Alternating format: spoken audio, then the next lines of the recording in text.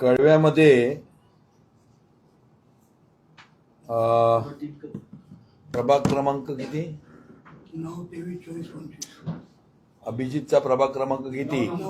नीट सांग मला. तुम्ही सारखं बडबड करत नाही, मी बोलले तेवढं. प्रभाग क्रमांक 9 मध्ये अभिजित पवार नावाचे राष्ट्रवादीचे कार्यकर्ते आहेत.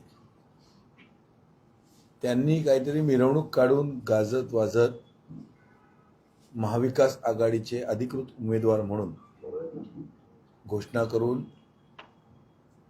फॉर्म भरला.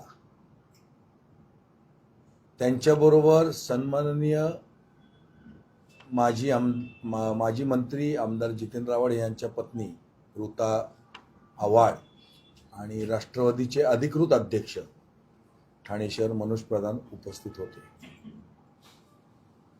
कळव्यातील कार्यकर्त्यांनी, विशेषतः ब्लॉकाध्यक्ष आणि पर्यावरण सेलचे अध्यक्ष यांनी ते सकाळी मला ती क्लिपिंग पाठवून त्यामध्ये एक बाब माझ्या निदर्शनास आणून दिली की त्यामध्ये त्या बॅनरमध्ये महाविकास आघाडीचे अधिकृत उमेदवार.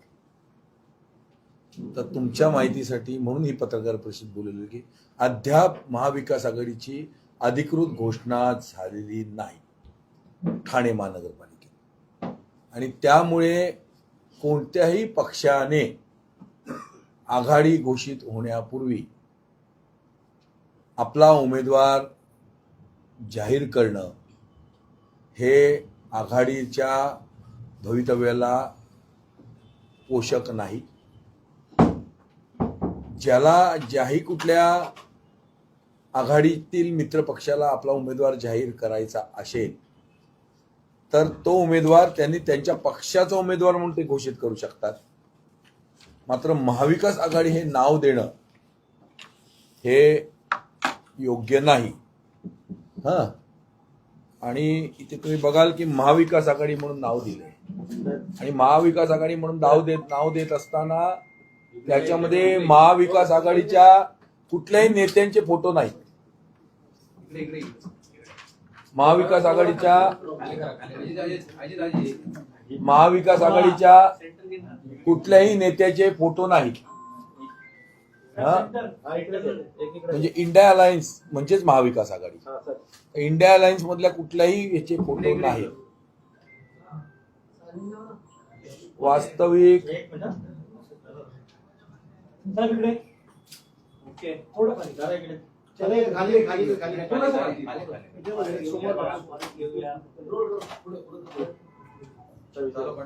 वास्तविक कळव्यामध्ये आपलं ठाण्यामध्ये चला ठीक आहे, ठाण्यामध्ये मागील लोकसभा असेल 2024ची, मागील विधानसभा असेल 2024ची 25ची, त्यामध्ये काँग्रेसच्या कार्यकर्त्यांनी कळव्यामध्ये दरेकर मॅडमचं काम उभाटाच्या खांद्याला खांदा लावून कळवा, मुंब्रा आणि कौसामध्ये आणि दिव्यामध्ये केलेलं होतं. तसेच विधानसभेमध्ये जितेंद्र आव्हाड साहेबांचं काम आमच्या गरीब कार्यकर्त्यांनी तन आणि मन लावून, धन नाही तन आणि मन लावून पोटाला हे करून काम केलेलं होतं. तेव्हाच वैशाली दरेकरांना 1 लाखाची आघाडी मिळाली आणि जितेंद्र आव्हाडांना 97,000ची मिळाली. त्याचप्रमाणे ठाण्यामध्ये सुद्धा लोकसभेचं काम, राजन विचारे साहेबांचं काम काँग्रेसच्या कार्यकर्त्यांनी मन लावून केलं. गरीब कार्यकर्त्यांनी, जे काय असतील कार्यकर्ते, ते अगदी रॅलीमध्ये फिरायचे. त्यावेळेस मनसे बरोबर नव्हती कुठेही, मनसे बरोबर नव्हती कुठेही. आणि आत्ता महाविकास आघाडी जेव्हा लोकसभा विधानसभेमध्ये तुम्ही कार्यकर्त्यांचा वापर करून घेतलेला आहे, तर प्रत्येक ह्याच्यातल्या कार्यकर्त्यांना वाटत असतं की बाबा आता मला संधी मिळावी. आणि ही जी घटना आहे ही आघाडीतील कार्यकर्त्यांसाठी, च्या भवितव्यासाठी पोषक नाही. सर्व कार्यकर्ते इच्छुक आहेत, सर्व कार्यकर्ते संभ्रमात आहेत, अस्वस्थता पसरलेली आहे. महायुतीमध्ये सुद्धा अस्वस्थता पसरलेली आहे, उलट युती झाल्यामुळे जास्ती अस्वस्थता पसरलेली आहे. आणि म्हणून हा मी जी पत्रकार परिषद घेतली ती सर्व कार्यकर्त्यांचा आवाज म्हणून, आघाडीतील सर्व पक्षीय कार्यकर्त्यांचा आवाज म्हणून, की कार्यकर्ते संभ्रमात आहेत. आम्ही ऑलरेडी प्रस्ताव दिलेला आहे. पेपरमध्ये बातम्या येतात की 15 जागा आम्हाला देणार आहे. काँग्रेस ही कोणाच्या मागे फरफटत जाणारी संघटना नव्हे. कळव्या मुंब्र्यामध्ये टोटल 10 प्रभाग आहेत. 10 प्रभागामध्ये 4 प्रभाग कळवा खारेगाव ब्लॉकमध्ये आहेत आणि 6 प्रभाग हे मुंब्रा कावसामध्ये आहेत, ज्याच्यामध्ये 16 आणि बाकीचे अशी म्हणून 29, एक शेवटचा प्रभाग हा 3चा आहे, 39 नगरसेवक आहेत. आणि आमच्याकडे जवळजवळ कळवा, खारेगाव आणि मुंब्रा येथे 5 ते 6 पॅनलमध्ये आमच्याकडे 4-4 उमेदवार आहेत. आणि आमचा, तुम्हाला माहिती आहे, आमचा नव्हे तर काँग्रेसचा मतदार सगळीकडे आहे. आम्ही जर ही लढत कडवी आहे, ऑलरेडी राष्ट्रवादी रिकामी झालेली आहे कळव्यामधून. मुंब्र्यामध्ये बी टीम युतीची घड्याच्या दृष्टीने काम करते, ती बी टीम आहे. ती कळव्यामध्ये काम हे करत नाही आहे आणि बी टीम आहे. कळव्यामध्ये बीजेपीच्या कार्यकर्त्यांमध्ये अस्वस्थता पसरलेली आहे ऑलरेडी कळवा खारेगावमध्ये.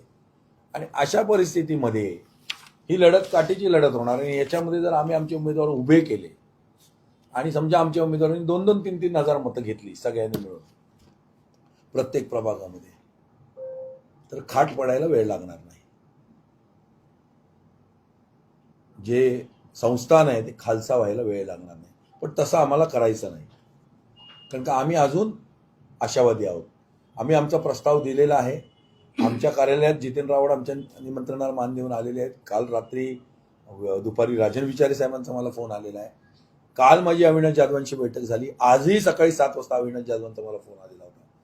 मनोज प्रधानांचा फोन आलेला होता. 5:30 वाजता हे आलेला होता. ठाण्यातही आमच्याकडे असे 5 प्रभाग आहेत की तिथे संपूर्ण आमच्या 5 प्रभागात कार्यकर्ते आहेत. म्हणजे 5 आणि 5 10 प्रभागांमध्ये, 10 ते 15 प्रभागांमध्ये आमच्याकडे सर्वच सेगमेंटमध्ये आमचे उमेदवार आहेत. आणि म्हणून आमचे उमेदवार, काँग्रेस गरीब जरी असली, काँग्रेसकडे पैसा नाही असले 3 गोष्टी असतात निवडणुकीमध्ये.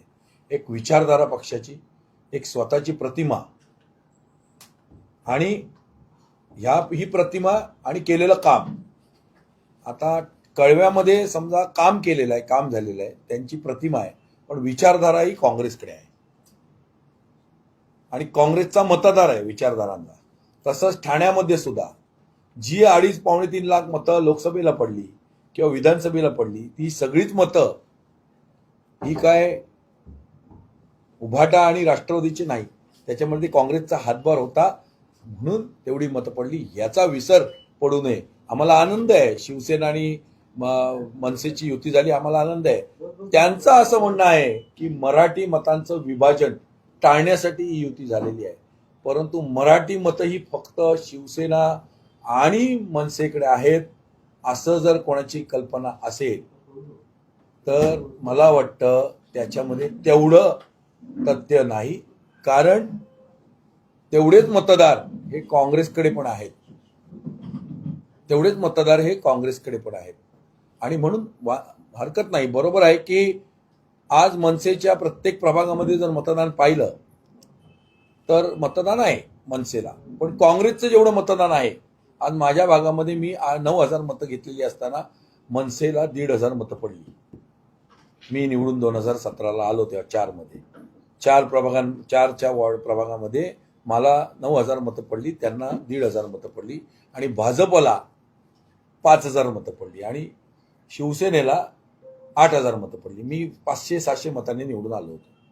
2012ला सुद्धा जेव्हा युती होती शिवसेना आणि बीजेपीची, तेव्हा सुद्धा मी 3,000 मतांनी निवडून आलो होतो आणि तेव्हाही मनसेला 1,500. तर मनसेची मतं आहेत, परंतु कुठेतरी असं भासवलं जात असेल की काँग्रेसला एवढीशा जागा आणि अशा प्रकारे जर काम होत असेल तर ही शेवटची संधी आहे. उद्या आमची पार्लमेंटरी बोर्डाची बैठक आहे. जर वेळेवरती आम्हाला एक चांगलं आघाडीचं एक चांगलं चित्र तयार करून आम्हाला लोकांसमोर जायचं आहे, कारण का ती विचारधारा आहे. आनंद आहे. सगळे एकाच विचाराने आपण एकत्र आलो.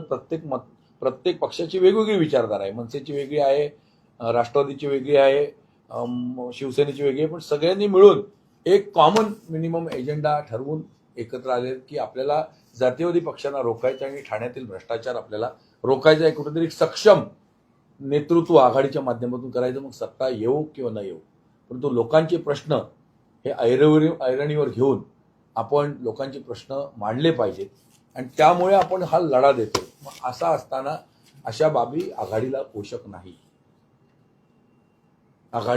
नाही. विरोधकांमध्ये संभ्रम आहे. संपूर्ण विरोधी पक्षातील जी युती सरकारमधील युती पक्षांमधील जे कार्यकर्ते आहेत ते संभ्रमात आहेत बिचारे, इकडचेही संभ्रमात आहेत. तर पक्षाचा अधिकृत अध्यक्ष म्हणून माझी विनंती आहे सर्व पक्षांना आघाडीतील की कृपया असे प्रकार टाळावे. आणि तिथं काँग्रेस ते सुद्धा अध्यक्ष जातात कोणाला विश्वासात न घेता.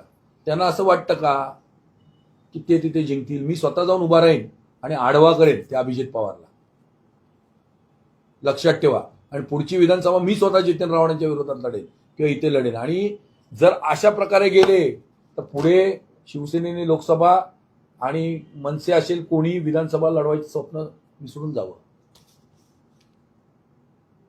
ही जर मतदान पलटी केलं आम्ही समोरच्या बाजूला नाही लाजाने, म्हणजे आम्ही हाऊस नाही, आम्ही विकलो गेलेलो नाही.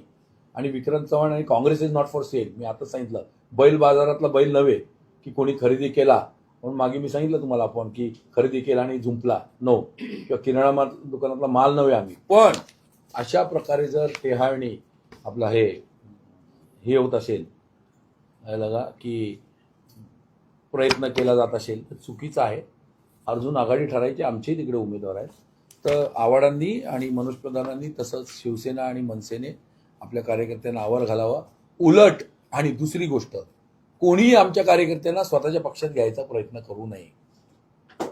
आव्हाडांनी तर अजिबात करू नये. विशेष करून माझा आव्हाडा नाही आहे. एक वेळ मी अविनाश जाधवांना मानेन, त्यांनी मला 10 वेळा संपर्क केला. कोणाला असं घमेंड असेल अजिबात वाटू नये, प्रयत्न करू नये. आमच्याकडे पर्यायी उमेदवार आहेत आणि माझ्याकडे एबी फॉर्म आहेत. जो उमेदवार जाईल त्याच्याकडे एबी फॉर्म नाही आहे, तो तुमच्या निशाणीवर जाईल. पण आमच्याकडे पर्याय लगेच दुसरा तयार आहे. आमच्याकडे 131 उमेदवार आहेत. तर कोणी पळवापळवीचा प्रयत्न तुमची आहे स्वतः किंवा नवीन आला कोण माणूस आणि लगेच तुम्ही घेणार नाही त्याला उमेदवार डिक्लेअर करणार, नो. आघाडीत किती जागांची अपेक्षा फॉर्म्युला काय दिलाय? आम्ही त्यांना 30 ते 35 जागा सांगितल्यात. आम्ही काय जास्ती मोठेपणाने आव करत नाही. 131 जागा आहेत. 2 मोठे पक्ष आहेत, शिवसेना आणि राष्ट्रवादी. पण दोघांची अवस्था अशी आहे की दोघांकडे जेवढे आमच्याकडे 3 आहेत होते उरलेले, त्यांच्याकडे पण 3-3च उरले. पण आता इथे बैठका होतात, हो, योग्य ते समन्वय नाहीये का? कार्यक्रम तुमचा ठरलेला नाही का? ठरलाय ना. मी याच्यावरच बोलतोय ना. जर ठरलाय कार्यक्रम हा. तर ही अशी आगळी राष्ट्रवादी करू कशी शकते? एक्झॅक्टली, म्हणूनच तर मी आज तुम्हाला बोलवलंय ना की अशी जर आगळी करत असेल तर आमचं त्यांना खुलं हे आहे, आव्हान आहे. कार्यक्रम ठरले, मग अशा प्रकारे कार्यक्रम कसा होतो? तेच तर मी तुमच्या मार्फत त्यांना आम्ही हे करतोय ना. आम्ही डायरेक्ट तर त्यांना सांगितलंय मग अशी फोन करून हे होऊ नये. तिथे उमेदवार देणार का तुम्ही? हा? तिथे उमेदवार देणार का तुम्ही? तुमची नाही, बघा. 131 ची आता तयारी झालेली आहे. 131 ची आमची तयारी नाही झाली आहे. सोबळावर मुंबईमध्ये पण लढणार आहेत तर ठाण्यामध्ये तुम्ही घोषणा करणार आहेत का सोबळावर? बघा, माझी स्वबळावर लढण्याची इच्छा नाही.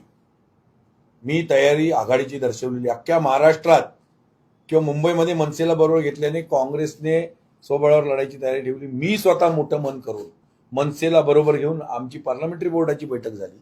त्याच्यात एकमताने निर्णय झाला की आघाडी करायची. काल परवा आमची पार्लमेंटरी बोर्डाची आमची झाली ठाण्याची की मनसेला बरोबर घेऊन काम करायचं. फक्त ज्या ठिकाणी नाही घेता येणार तिथे घ्यायचं नाही, पण सगळीकडे मनसेला बरोबर घेऊन. आणि आम्ही ओपन आहोत आघाडीला, कारण आम्हाला कळते समोरच्या पक्षाला, आपल्याला कळतं समोरच्या पक्षाकडे धनवृष्टी आहे, भरपूर धन आहे. धन पेरणार ते मतदार विकत घ्यायचा प्रयत्न करणार. आघाडीतील समोरचे तुमचे जे पक्ष आहेत ते काँग्रेसला कमकुवत समजतायत. कोण? का तुम्हाला अंधारात ठेवलं गेलेलं आहे हा असा प्रकार? नाही, काँग्रेसला कमकुवत समजणं ते स्वतः कुठे मजबूत आहे. बघा कसं आहे, जिनके घर शीशो के है वो दुसरों पर पत्थर नहीं फेंका. नाही, पण मग अशा प्रकारे तुम्हाला म्हणजे एकीकडे मनसेच्या नेत्यांना म्हणजे मनसे तिथे इथे ठाणे महानगरपालिकेत एकही जागा नाहीये. हा. 2 वेळा अखंड असताना पण निवडून मिळाले. हा. पण त्यांना जो मान सन्मान मिळतोय तो काँग्रेसला का नाही? बघा, मी कोण किती निवडून आले त्याच्यावरती जाणार नाही. मनसेचं मतदान किती होतं ठाण्यात? बघा, मनसेने विधानसभेला 45,000 मतदान घेतलं. किती? 45,000. विचारे साहेबांना लोकसभेला 90,000 मतदान होतं, 1,00,000. ते घटून 65,000वर आलं. कोणाच्या ताकदीला मी बोलत नाही. ऐका, हे निवडून येणं वगैरे ही या समीकरणावरती काँग्रेस कधी जात नाही. किती निवडून आले, काय निवडून आले. सक्षम नेतृत्व आणि लोकांचे प्रश्न रस्त्यावरती उतरून मनसेही मांडते, काँग्रेसही मांडते, राष्ट्रवादी मांडते आणि उभाटाही मांडते, नो डाऊट. नाही. मी लोकसभेमध्ये आणि विधानसभेमध्ये विशेष करून लोकसभेमध्ये काँग्रेसने शिवसेनेला म्हणा किंवा राष्ट्रवादीला म्हणा साथ दिली आणि मनसे ही भाजपाबरोबर होती, भाजप आणि शिंदे गटाबरोबर. त्यांनी त्यांच्यामुळे एक प्रकारे पराभव झालाय. असं असताना त्यांच्यामुळे पराभव झाला, त्यांना सोन्याचं ताट वाढलं जातंय आणि तुमच्याकडे दुर्लक्षित केलं जातंय. त्यामुळे काँग्रेस सोबत काँग्रेस सोबत का? ही राष्ट्रीय पक्ष आहे तुमचा राष्ट्रीय पक्ष आहे. ज्यांच्याकडे काहीच नाही त्यांना सगळं सोन्याचं ताट बघा, आहे. तुमच्या मुंबईत जसा काँग्रेसने संघाचा निर्णय घेतला तसा तुम्ही इथे का घेत नाही? किंवा तुम्हाला इथेही पर्याय आहे, समविचारी पक्ष तुला राष्ट्रवादी घड्याळ बघा, इथे जाल का? स्वबळावर लढायचा हा शेवटचा पर्याय आहे. स्वबळावर लढायचा हा शेवटचा पर्याय आहे. सोन्याचं ताट कोणी कोणाला वाटलं तर काँग्रेस काही एवढी गरीब नाही की दुसऱ्याच्या सोन्याच्या ताटात बद्दल विचार करायला. काँग्रेस स्वतःचा विचार करते आणि काँग्रेस सगळ्यांचा विचार करते. आघाडी जेव्हा आहे तेव्हा आम्हाला तिन्ही भाऊ बाकीचे सारखे आहेत. जेव्हा आपण आघाडी करायचं आमचं एवढंच म्हणणं आहे की अशा प्रकारे महाविकास आघाडीचं बॅनर लावून 100% त्यांनी राष्ट्रवादीचं बॅनर लावावं की राष्ट्रवादीचा उमेदवार नाही गेलं का. पण जोपर्यंत एबी फॉर्मचा वाटाघाटी झालेल्या नाही, त्या अजून अधिकृत एबी फॉर्म देण्यात आलेला नाही. मी माहिती घेतली निवडणूक निर्णय अधिकाऱ्यांनी, त्यांनी फॉर्म ब्लँक भरलाय. अजून एबी फॉर्म दिला गेलेला नाही राष्ट्रवादीकडून. मग असं असताना असे बॅनर लावून जर अध्यक्ष त्यांच्या राष्ट्रवादीचे जात असतील आणि आमदारांचे मिसेस तिथे जात असतील तर ही बाब चुकीची आहे. ही बाब चांगला संदेश देणारी नाही. काँग्रेसचे कार्यकर्ते तिथे आहेत, कळव्या खारेगावमध्ये कोणालाही विश्वासात घेतलेले नाही. आमचे ब्लॉक अध्यक्ष आहेत. जेव्हा निवडणूक होती तेव्हा 10 वेळा सगळ्यांना बोलवण्यात आलं विधानसभेची इकडे आणि सगळ्यांनी आव्हाडांचा प्रचार केलेला आहे. त्याचप्रमाणे राजन विचारांचाही प्रचार केलेला होता इकडे विधानसभेला आणि लोकसभेला. त्यामुळे ह्या बाबी अभिप्रेत नाही. अजून 24 तास आहेत, कारण का आम्ही जास्ती वेळ पाहणार नाही. 25 तारखेला उद्या आमची पार्लमेंटरी बोर्ड आहे. 26 तारखेपर्यंत निर्णय नाही झाला तर आम्ही आमच्या कार्यकर्त्यांना पुढचा संदेश देऊ. नाही, आम्ही तेच तर तुम्हाला विचारतोय, तुम्ही तेच आम्हाला उत्तर फिरवून सांगतात. आम्ही तुम्हाला तेच विचारतोय की तुम्हाला का डावललं जात आहे, जाणार का? 48 तास वाट बघा. ठीक आहे.